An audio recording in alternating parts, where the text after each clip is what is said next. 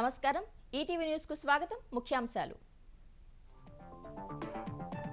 మన్యంలో కూలీ డబ్బుతో రోడ్లు నిర్మించుకున్న గిరిజనం 29 లక్షలు కేటాయించలేదని జగన్ సర్కారుపై ఆక్రోశం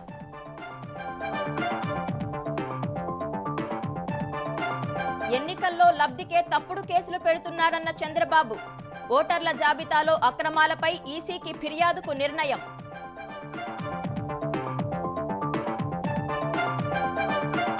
రెండు రాష్ట్రాల సీఎస్లతో నేడు కేంద్ర జలశక్తి శాఖ భేటీ ప్రాజెక్టుల్ని బోర్డుకు స్వాధీనం చేయడంపై చర్చించే అవకాశం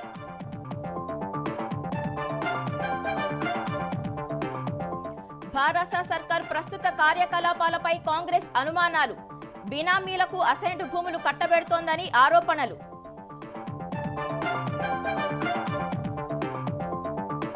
తెలంగాణ అసెంబ్లీ ఎన్నికల ఓట్ల లెక్కింపునకు ఏర్పాట్లు పూర్తి 49 కేంద్రాల్లో రేపు ఉదయం 8 గంటల నుంచి కౌంటింగ్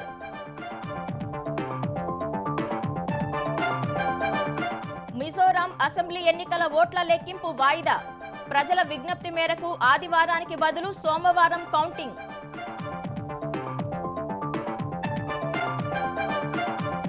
ఒడిశా పారాదీప్ పోర్టులో భారీగా డ్రగ్స్ పట్టివేత 220 కోట్ల విలువైన కొకైన్ స్వాధీనం స్టీల్ ప్లేట్లు మాటున తరలింపు గుట్టురట్టు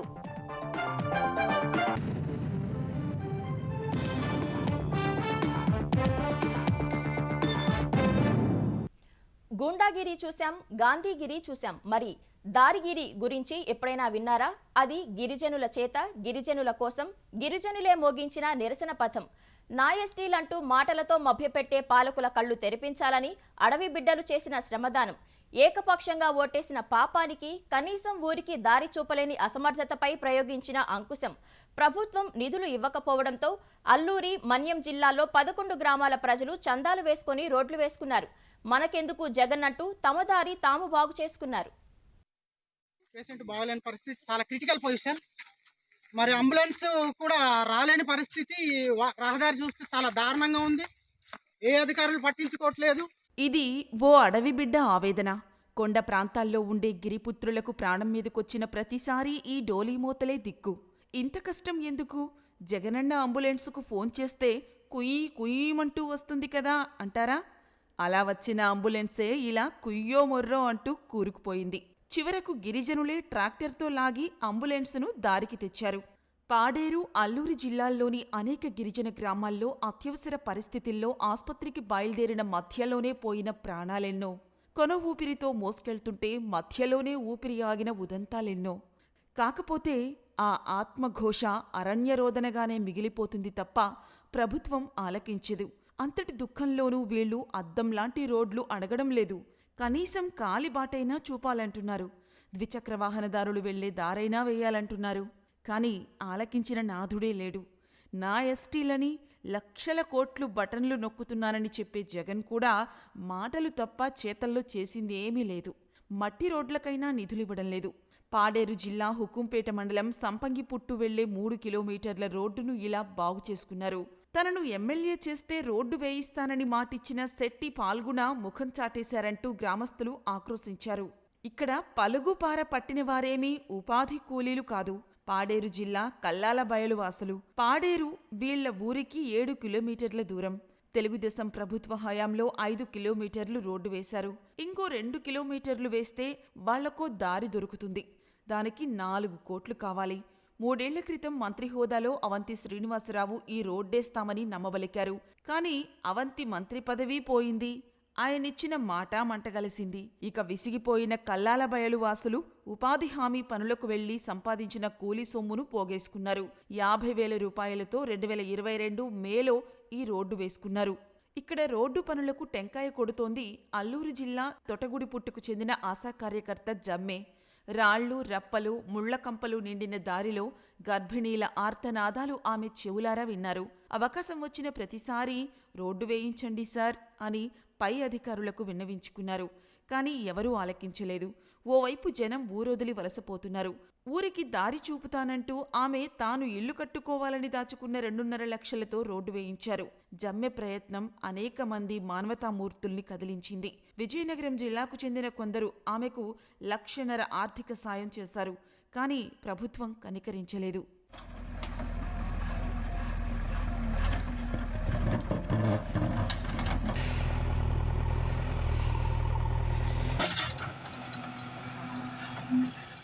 ఇది మన్యం జిల్లా సాలూరు మండలం కొదమ పంచాయతీ కేంద్రం నుంచి ఒడిశా సరిహద్దు గ్రామం బారి వరకు వెళ్లే రోడ్డు.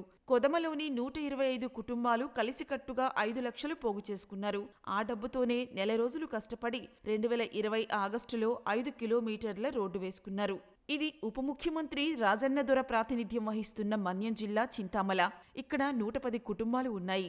స్థానికులు సేకరించిన అటవీ ఉత్పత్తులు అమ్ముకోవడానికి 6 కిలోమీటర్ల దూరంలోని సభకు మరి వెళ్లాలి. 2 గ్రామాల మధ్య గుట్టలు, బండరాళ్లతో కనీసం నడవడానికి కష్టమే. చేసేదేమీ లేక ఊరంతా కలిసి 7 లక్షల రూపాయలు సమీకరించుకున్నారు. ఇలా రోడ్డు వేసుకున్నారు. ఇది మన్యం జిల్లా సిరివర నుంచి బందమెండంగి వెళ్లే రోడ్డు. అసలే అంతంత మాత్రంగా ఉండే ఈ రోడ్డు వర్షాకాలంలో అడుగు తీసి అడుగు వేయలేని పరిస్థితి. 4 కిలోమీటర్ల ఈ మార్గాన్ని స్థానికులే బాగు చేసుకున్నారు. ఇందుకోసం సిరివర, పొయ్యిమల గ్రామాలకు చెందిన 36 కుటుంబాలు పలుగుపార చేతపట్టాయి.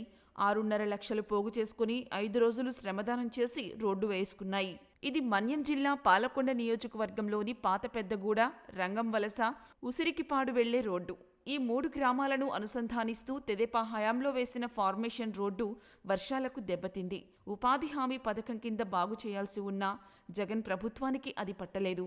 దీంతో వారే 4 కిలోమీటర్ల మేర దారిని బాగు చేసుకున్నారు.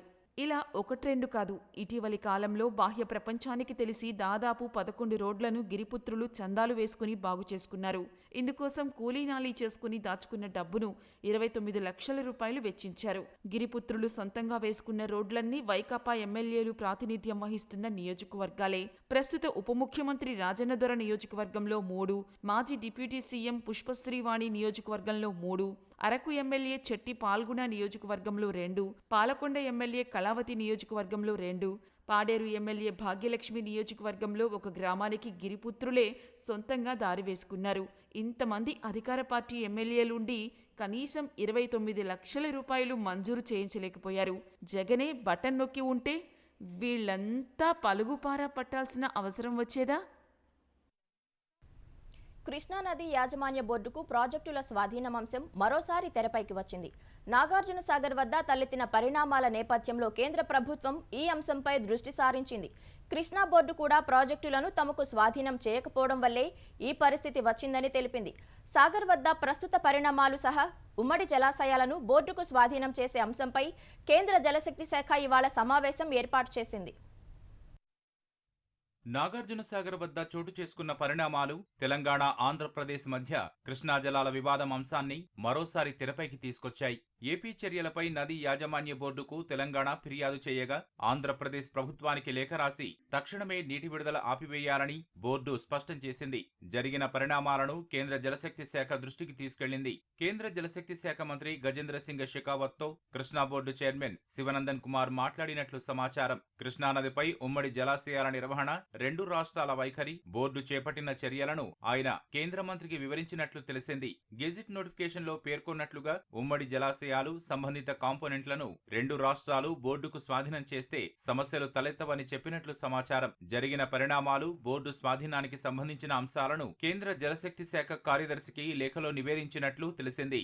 ఉద్రిక్తత నేపథ్యంలో 2 రాష్ట్రాల సీఎస్లు, డీజీపీలతో దృశ్య మాధ్యమ సమీక్ష నిర్వహించిన కేంద్ర హోంశాఖ కార్యదర్శి అజయ్ భల్లా నవంబర్ 28 కంటే ముందు స్థితిని కొనసాగిస్తూ నాగార్జున సాగర్ డ్యాంను కేంద్ర సాయుధ బలగాల పర్యవేక్షణలో ఉంచాలని నిర్ణయించారు. అటు కేంద్ర జలశక్తి శాఖ ఇవాళ కీలక సమావేశాన్ని ఏర్పాటు చేసింది. 2 రాష్ట్రాల ప్రభుత్వ ప్రధాన కార్యదర్శులతో హైబ్రిడ్ మోడ్లో ఏర్పాటు చేసిన సమావేశంలో కేంద్ర జల సంఘం, కృష్ణా బోర్డు చైర్మన్లు ప్రత్యక్షంగా పాల్గొంటారు. సిఆర్పీఎఫ్, సిఐఎస్ఎఫ్ డైరెక్టర్ జనరల్లను కూడా సమావేశానికి పిలిచారు. ప్రస్తుతం ఉన్న ఉద్రిక్తత తొలగించడంతో పాటు గెజిట్ నోటిఫికేషన్ ప్రకారం నాగార్జున సాగర్, శ్రీశైలం ప్రాజెక్టులకు సంబంధించిన కాంపోనెంట్లను కృష్ణా బోర్డుకు స్వాధీనం చేసే విషయంపై సమావేశంలో చర్చించనున్నట్లు కేంద్ర జలశక్తి శాఖ తెలిపింది. మరోవైపు నాగార్జున సాగర్ భద్రత కేంద్ర బలగాల చేతుల్లోకి వెళ్లింది. వివాదం ముదిరిన నేపథ్యంలో రాత్రి సిఆర్పీఎఫ్ బలగాలు సాగర్కు చేరుకున్నాయి. యథాతథ స్థితిని కొనసాగించాలన్న కేంద్ర హోంశాఖ ఆదేశాలతో ప్రాజెక్టును ఆధీనంలోకి తీసుకున్నాయి. కృష్ణా బోర్డు ఆదేశాలకు అనుగుణంగా బలగాలు పనిచేయనున్నాయి. అటు డ్యాం పైన ఆంధ్రప్రదేశ్ వైపు సుమారు 1200 మంది, తెలంగాణ సరిహద్దు వైపు 1000 మంది పోలీసులు పహారా కాస్తున్నారు. సరిహద్దు ప్రాంతాల్లోనూ ఇరు రాష్ట్రాలు బలగాలను మోహరించాయి. నీటి విడుదల విషయంలో కృష్ణా బోర్డు సరిగా స్పందించలేదంటూ ఏపీ అధికారులు కుడి కాలువ ద్వారా నీటిని విడుదల చేశారు. తెలంగాణ నీటిపారుదల శాఖ అధికారులు నీటి విడుదల ఆపాలని ఏపీను కోరినా పట్టించుకోలేదు. ఈ అంశంపై తెలంగాణ ఫిర్యాదుతో స్పందించిన కేంద్రం నీటి విడుదల ఆపాలని ఏపీని ఆదేశించింది. తెలంగాణ శాసనసభ ఎన్నికల ఫలితాలపై ఉత్కంఠ ఆదివారం వేడనుంది. ఆదివారం ఉదయం 8 గంటలకు ఓట్ల లెక్కింపు ప్రారంభం కానుండగా మొదట పోస్టల్ బ్యాలెట్లను, అరగంట తర్వాత ఈవీఎంలలోని ఓట్లను లెక్కిస్తారు. ఇందుకోసం అన్ని నియోజకవర్గాల్లో 14 చొప్పున టేబుళ్లు ఏర్పాటు చేయనుండగా 500కు పైగా పోలింగ్ కేంద్రాలున్న 6 నియోజకవర్గాల్లో రెట్టింపు సంఖ్యలో ఏర్పాట్లు చేస్తున్నారు. తెలంగాణ శాసనసభ ఎన్నికల ఓట్ల లెక్కింపునకు రంగం సిద్ధమైంది. రాష్ట్ర వ్యాప్తంగా 49 ప్రాంతాల్లో ఓట్లు లెక్కించేందుకు ఎన్నికల సంఘం విస్తృత ఏర్పాట్లు చేసింది. హైదరాబాద్ జిల్లాలో 14, రంగారెడ్డి జిల్లాలో 4, నిజామాబాద్ జిల్లాలో 2 ప్రాంతాల్లో లెక్కింపు కేంద్రాలు ఏర్పాటు చేశారు. వరంగల్, హన్మకొండ జిల్లాలకు ఒకే చోట లెక్కింపు కేంద్రం ఉండగా మిగిలిన 28 జిల్లాల్లో 1 చొప్పున లెక్కింపు కేంద్రాలను ఏర్పాటు చేశారు. ప్రతి నియోజకవర్గంలో లెక్కింపు కోసం 14 చొప్పున టేబుళ్లు, పోస్టల్ బ్యాలెట్ కోసం అదనంగా మరో టేబుల్ ఏర్పాటు చేస్తారు. మొత్తం ఈవీఎంలలో ఓట్ల లెక్కింపు కోసం 1766 టేబుళ్లు, పోస్టల్ బ్యాలెట్ల కోసం 131 టేబుళ్లు ఉంటాయి. తొలుత ఉదయం 8 గంటలకు పోస్టల్ బ్యాలెట్లతో ఓట్ల లెక్కింపు ప్రారంభిస్తారు. 8:30కు ఈవీఎంలలోని ఓట్ల లెక్కింపు ప్రారంభమవుతుంది. పోస్టల్ బ్యాలెట్ ఓట్లు ఎక్కువగా ఉంటే పోస్టల్ బ్యాలెట్, ఈవీఎం లెక్కింపు సమాంతరంగా కొనసాగుతుంది. హైదరాబాద్, రాచకొండ, సైబరాబాద్ కమిషనరేట్లు సహా తెలంగాణలోని అన్ని కౌంటింగ్ కేంద్రాల వద్ద 144 సెక్షన్ అమలులో ఉంటుందని పోలీసులు తెలిపారు. కేంద్రాల సమీపంలో ఎలాంటి ఊరేగింపులు చేయవద్దని సూచించారు. శాంతి భద్రతలకు విఘాతం కలిగించేలా వ్యవహరిస్తే కఠిన చర్యలు తప్పవని హెచ్చరించారు. కీసరలోని హోలీ మేరీ కళాశాలలో కౌంటింగ్ కేంద్రాన్ని మేడ్చల్ కలెక్టర్ గౌతమ్తో కలిసి రాచకొండ సిపి చౌహాన్ పరిశీలించారు. లెక్కింపు సమయంలో ఎలాంటి ఘటనలు జరగకుండా తగిన జాగ్రత్తలు తీసుకోవాలని సిబ్బందికి సూచించారు. సంగారెడ్డి, పటాన్చెరు, ఆందోల్, నారాయణఖేడ్, జహీరాబాద్ నియోజకవర్గాల ఓట్ల లెక్కింపు నిర్వహించే గీతం విశ్వవిద్యాలయం వద్ద 3 అంచెల భద్రత కల్పించారు. నిజామాబాద్ ప్రభుత్వ పాలిటెక్నిక్ కళాశాలలో జిల్లా ఎన్నికల అధికారి collector Rajiv Gandhi Hanumanthu, police commissioner Kalmeshwar ఈవీఎంల భద్రతా ఏర్పాట్లను పర్యవేక్షించారు. జనగామ జిల్లా పాలకుర్తి, జనగామ, స్టేషన్ ఘన్పూర్ నియోజకవర్గాల ఓట్ల లెక్కింపు పెంబర్తి విద్యాభారతి ఇంజనీరింగ్ కళాశాలలో చేపట్టనున్నారు. మహబూబాబాద్ జిల్లా డోర్నకల్, మహబూబాబాద్ ఓట్ల లెక్కింపు సాంఘిక సంక్షేమ పాఠశాలలో జరపనున్నారు. భూపాలపల్లికి సంబంధించి అంబేద్కర్ స్టేడియంలోను, అక్కడి కలెక్టరేట్ మినీ మీటింగ్ హాల్లో చేపట్టనున్నారు. హనుమకొండ జిల్లాలో పరకాల, వరంగల్ పశ్చిమ, నర్సంపేట, వరంగల్ తూర్పు, వర్ధనపేట నియోజకవర్గాల ఓట్ల లెక్కింపును ఎనుమాముల మార్కెట్ గోదాముల్లో చేపట్టనున్నారు. ఓట్ల లెక్కింపునకు అన్ని ఏర్పాట్లు పూర్తి చేశామని అధికారులు తెలిపారు. తక్కువ మంది అభ్యర్థులు ఉన్న నియోజకవర్గాల్లో ఉదయం 10:30కే తొలి ఆధిక్యం తెలిసే అవకాశముందని అంచనా వేస్తున్నారు. ధరణిలో రాత్రికి రాత్రి భూములను ఇతరుల పేర్లపై మారుస్తున్నారని తెలంగాణ కాంగ్రెస్ నేతలు ఆరోపించారు. ఈ నెల 3 తర్వాత భారాస ప్రభుత్వం ఉండదని, ప్రభుత్వ పెద్దల ఒత్తిళ్లకు తలొగ్గి భూములను ధరణిలో తప్పుగా నమోదు, రిజిస్ట్రేషన్లు చేసే అధికారులపై చర్యలు తప్పవని హెచ్చరించారు. ఢిల్లీ మద్యం కుంభకోణంలో కవిత పాత్రపై, కల్వకుంట్ల కుటుంబ అవినీతిపై విచారణ జరిపిస్తామని తెలిపారు. రైతుల ఖాతాల్లో రైతు బంధు సొమ్ము జమ చేసే ప్రక్రియను కేసీఆర్ ప్రభుత్వం ఉద్దేశపూర్వకంగానే అడ్డుకుందని తెలంగాణ సీఎల్పీ నేత భట్టి విక్రమార్క ఆక్షేపించారు. కాంట్రాక్టర్ల నుంచి కమిషన్లను దండుకున్న పాలకులు రైతు బంధు సొమ్మును వారికి విడుదల చేయడానికి సిద్ధపడినట్లు తమకు సమాచారం ఉందని చెప్పారు. ప్రస్తుత ప్రభుత్వం ఆర్థిక, విధానపరమైన నిర్ణయాలు తీసుకోకుండా చర్యలు తీసుకోవాలని నేడు ఈసీ అధికారులను కలిసి ఫిర్యాదు చేయనున్నట్లు వెల్లడించారు. ప్రజలకు ఇచ్చిన అసైన్డ్ భూములను ధరణిలో తప్పుగా నమోదు చేయించేందుకు భారాస ప్రభుత్వం కుట్ర పన్నుతోందని ఆరోపించారు. హైదరాబాద్ చుట్టూ ఉన్నటువంటి గత ప్రభుత్వాలు అసైన్ చేసినటువంటి వేలాది ఎకరాలు ధరణిలో రాంగ్ ఎంట్రీ చేపించేసి ఆ ధరణి ద్వారా ఎంట్రీ చేసిన ఖాతా నుంచి ప్రభుత్వంలో ఉన్న పెద్దలకు సంబంధించినటువంటి బినామీల పేరు మీద భూముల్ని కొద్ది రోజుల్లో ట్రాన్స్ఫర్ చేస్తూ రిజిస్ట్రేషన్ చేయబోతానికి పెద్ద ఎత్తున కసరత్తు చేస్తా ఉన్నారు. దీనివల్ల కొన్ని లక్షల కోట్ల విలువైనటువంటి భూములు ప్రజలకి, ప్రభుత్వానికి చెందకుండా పోయేటువంటి ప్రమాదం ఉంది. సో అందుకోసమే మేము చాలా స్పష్టంగా కాంగ్రెస్ పార్టీ పక్షాన రెవెన్యూ వ్యవస్థని అప్రమత్తం చేస్తా ఉన్నాం. ఒక ప్రభుత్వం నుంచి ఇంకో ప్రభుత్వానికి బదిలీ, ఇంకో పార్టీకి అధికారం బదిలీ అవుతున్నటువంటి ఈ 2-3 రోజులు లేకపోతే 4-5 రోజులు అడ్డగోలు వ్యవహారాలు చేయకుండా సంబంధిత అధికారులకి ఆదేశాలు ఇచ్చేటట్టుగా ఎన్నికల కమిషన్ ఈ రాష్ట్రానికి పార్టీ పక్షాన మేము ఫిర్యాదు కూడా చేయబోతా ఉన్నాం. మిజోరాం అసెంబ్లీ ఎన్నికల ఓట్ల లెక్కింపును కేంద్ర ఎన్నికల సంఘం సోమవారానికి వాయిదా వేసింది. ఈ నెల 3కు బదులు 4న ఓట్ల లెక్కింపు జరపనున్నట్లు వెల్లడించింది. వివిధ వర్గాల నుంచి వచ్చిన అభ్యర్థనల మేరకు ఈ నిర్ణయం తీసుకున్నట్లు తెలిపింది. ఆదివారం కాకుండా ఇంకేదైనా రోజు ఓట్ల లెక్కింపు జరపాలని అక్కడి ప్రజల నుంచి పెద్ద ఎత్తున వినతులు వచ్చినట్లు పేర్కొంది. వాటిని పరిగణలోకి తీసుకుని ఈ నెల 4న కౌంటింగ్ జరపనున్నట్లు వివరించింది. మిగతా 4 రాష్ట్రాలకు సంబంధించిన ఓట్ల లెక్కింపు ప్రక్రియ యథావిధిగా జరుగుతుందని ఎన్నికల సంఘం స్పష్టం చేసింది. 40 స్థానాలున్న మిజోరాంలో అక్టోబర్ 9న ఒకే విడతలో పోలింగ్ జరిగింది. ఆంధ్రప్రదేశ్లో ఓట్ల అక్రమాలపై కేంద్ర ఎన్నికల సంఘానికి ఫిర్యాదు చేయాలని తెలుగుదేశం అధినేత చంద్రబాబు నిర్ణయించారు. డిసెంబర్ 6 నుంచి 8లోగా కలిసేందుకు సమయం కేటాయించాలంటూ సీఈసీకి లేఖ రాయనున్నారు. భవిష్యత్ కార్యాచరణపై పార్లమెంటరీ పార్టీ సమావేశంలో చర్చించిన చంద్రబాబు స్వార్థ ప్రయోజనాలు తప్ప రాష్ట్ర ప్రయోజనాలను జగన్ ఏనాడు పట్టించుకోలేదని మండిపడ్డారు. కృష్ణానదీ జలాల పునఃసమీక్ష నిర్ణయంపై నోరు తెరవని జగన్ తెలంగాణ ఎన్నికల రోజు పోలీసులతో సాగర్ డ్యాంపై హడావిడి చేయడం సైకో చర్య అని ధ్వజమెత్తారు. తెలుగుదేశం అధినేత చంద్రబాబు ప్రముఖ దేవాలయాల సందర్శన పూర్తి చేసుకున్న అనంతరం పూర్తి స్థాయిలో పార్టీ కార్యకలాపాల్లో నిమగ్నం కానున్నారు. ఈ నెల 10 నుంచి జిల్లాల పర్యటనకు వెళ్లేలా ప్రణాళికలు రూపొందిస్తున్నారు. భవిష్యత్ కార్యాచరణపై ఉండవల్లిలోని తన నివాసంలో పార్లమెంటరీ పార్టీ సమావేశంలో చర్చించారు. పంచాయతీరాజ్ వ్యవస్థను జగన్ నిర్వీర్యం చేయడంపై ఏపీ పంచాయతీరాజ్ ఛాంబర్, ఏపీ సర్పంచ్ల సంఘం నిర్వహించే సమావేశాలకు హాజరు కావాలని నిర్ణయించారు. ఈ నెల 10న శ్రీకాకుళం, 11న కాకినాడ, 14న నరసరావుపేట, 15న కడపలో నిర్వహించే సమావేశాలకు చంద్రబాబు హాజరు కానున్నారు. ఏపీలో ఓటర్ల జాబితాలో వైకాపా నాయకులు చేస్తున్న అక్రమాలపై ఢిల్లీ వెళ్లి కేంద్ర ప్రధాన ఎన్నికల కమిషనర్ కి ఫిర్యాదు చేయాలని చంద్రబాబు నిర్ణయించారు. వైకాపా నాయకులు ఓటమి భయంతో పెద్ద ఎత్తున దొంగ ఓట్లు చేర్పించారని, తెలుగుదేశం సానుభూతి పరుల ఓట్లు తీయించేశారని ఫిర్యాదు చేయనున్నారు. డిసెంబర్ 6 నుంచి 8లోగా సమయం ఇవ్వాలని సీఈసీకి చంద్రబాబు లేఖ రాయనున్నట్లు సమాచారం. మరోవైపు కృష్ణానదీ జలాలపై కేంద్రం పునఃసమీక్ష సందర్భంగా నోరు తెరవని జగన్ తెలంగాణలో పోలింగ్ రోజున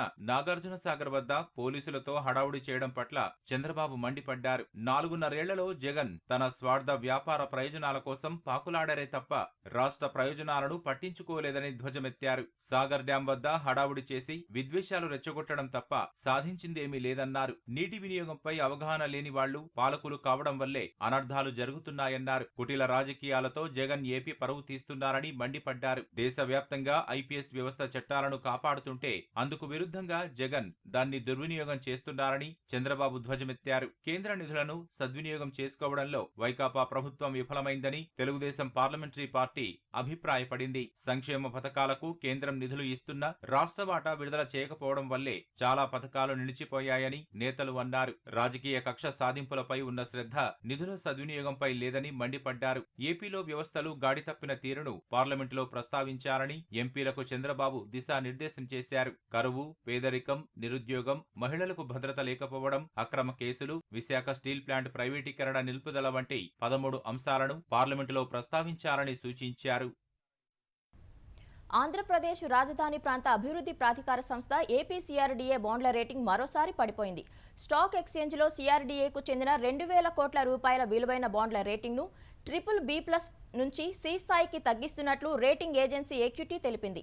అక్టోబర్ నెలలో సిఆర్డీఏ సరైన చెల్లింపులు చేయకపోవడం, ఇతర సర్వీసు ఛార్జీల విషయంలో నిర్లక్ష్యం కారణంగా రేటింగ్ తగ్గించినట్లు తెలిపింది.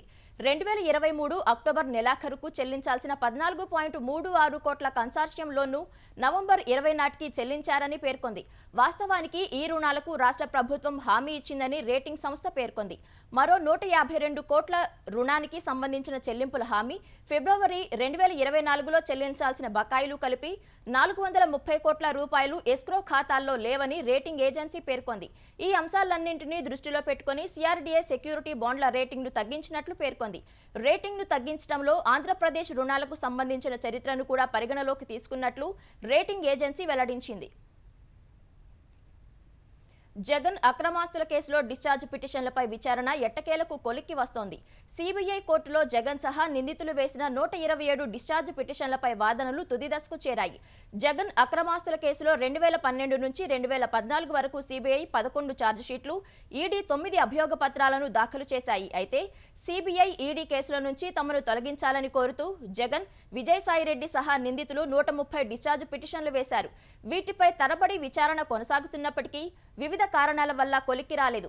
వాదనల్లో వేగం పెంచాలని సిబిఐ ప్రత్యేక court judge CH Ramesh Babu నిందితులతో పాటు సిబిఐ, ఈడీ న్యాయవాదులకు స్పష్టం చేయగా కొలిక్కి వచ్చాయి.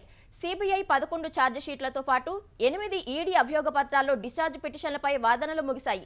లిఖితపూర్వక వాదనలు ఏవైనా ఉంటే ఈ నెల 15న సమర్పించాలని ఇరువైపుల న్యాయవాదులను కోర్టు ఆదేశించింది. ఏపీహెచ్బీ గృహ నిర్మాణ ప్రాజెక్టులకు సంబంధించిన ఈడీ కేసులో 3 డిశ్చార్జ్ పిటిషన్లపై ఈ నెల 4న విచారణ జరగనుంది.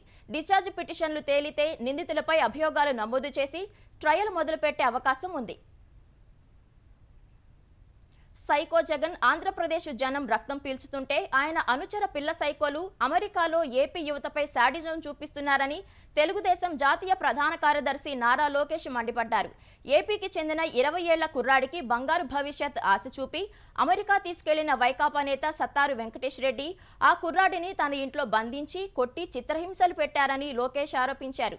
ఏపీలో అయితే బాధిత యువకుడిపైనే రివర్స్ కేసు పెట్టి సిఐడితో దర్యాప్తు చేయించేవారని విమర్శించారు. అమెరికా ప్రభుత్వం ముందు వైకాపా సైకోల ఆటలు సాగలేదని, పిల్ల సైకోలు చట్టానికి చిక్కారంటూ లోకేష్ ట్వీట్ చేశారు. విశాఖ జిల్లా పద్మనాభం మండలం రేవిడి గ్రామంలో ఆంధ్రప్రదేశ్కు జగనే ఎందుకు కార్యక్రమంలో మాజీ మంత్రి వైకాపా ఎమ్మెల్యే అవంతి శ్రీనివాస్ ఎంపీడీఓపై చిందులేశారు. ఇటీవల కృష్ణాపురం, పాండ్రంగి గ్రామాల్లో జరిగిన ఆంధ్రప్రదేశ్కు జగనే ఎందుకు కార్యక్రమాల ఫోటోలు ఎందుకు అప్లోడ్ చేయలేదంటూ ఎంపీడీఓ విజయ్ కుమార్ను ప్రశ్నించారు. ఆ కార్యక్రమాల్లో ఎమ్మెల్యే పాల్గొనకపోవడంతో వాటికి సంబంధించినవి అప్లోడ్ చేయలేదని ఎంపీడీఓ సమాధానమిచ్చారు. దాంతో ఎమ్మెల్యే బహిరంగ సభ అని కూడా చూడకుండా అందరి ముందు ఎంపీడీఓను నోటికొచ్చినట్లు మాట్లాడారు. ఓ దశలో సహనం కోల్పోయి మైకు పట్టుకుని కొట్టేందుకు ప్రయత్నించగా పార్టీ నాయకులు అడ్డుపడ్డారు. ఇటీవల పాండ్రంగిలో కార్యక్రమం రసాభాస కావడంతో సంక్షేమ పథకాల బోర్డు ఆవిష్కరించకుండానే ఎమ్మెల్యే వెనుదిరిగారని ఎంపీడీఓ తెలిపారు. తర్వాత సర్పంచ్ దాన్ని ఆవిష్కరించడంతో ఆ ఫోటోను సిటిజన్ అవుట్ రీచ్ యాప్లో అప్లోడ్ చేశామని, ఆ విషయం వివరిస్తుండగా ఎమ్మెల్యే ఆగ్రహించారని చెప్పారు.